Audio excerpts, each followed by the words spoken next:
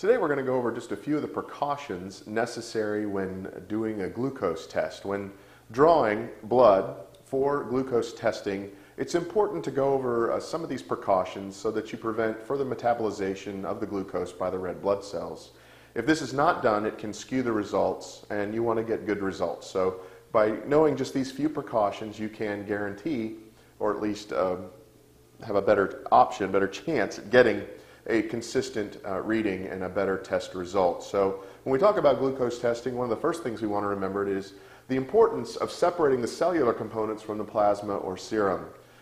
Whichever one you're going to use for the test, the plasma or the serum, you want to make sure that you separate the cellular components from it as soon as possible, because if you don't, once again, the red blood cells will continue to metabolize the glucose at a particular rate, thereby skewing the results. So separating these cellular components from the plasma or serum is essential. Next, when taking the sample, it's important that the person it's being taken from, or the patient, whether it be a human or an animal, that they be in a fasting state. So no food and things like this for a particular amount of time, 12, 16 hours, maybe more, depending on the patient, but basically they need to be in a fasting state. So once again, the glucose levels are not responding to food or sugary drinks or other things like this that might elevate blood sugar levels, but that they have a basic flat line or a baseline to work from.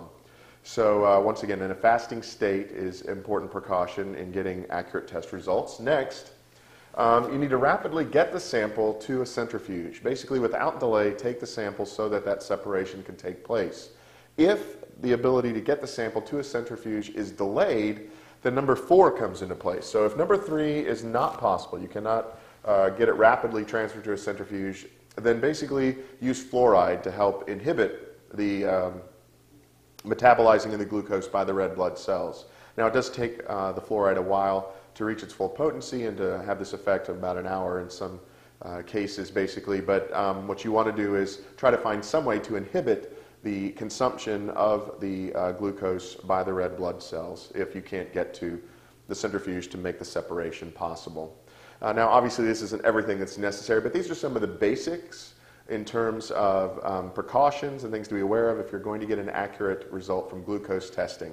Once again, briefly, in a fasting state by the patient, separating the cellular components from the plasma or serum, rapidly transferring it to a centrifuge in order to ensure number 1, and if number 3 is not possible, then the use of fluoride or other agents to retard the consumption or the metabolizing of the glucose by the red blood cells.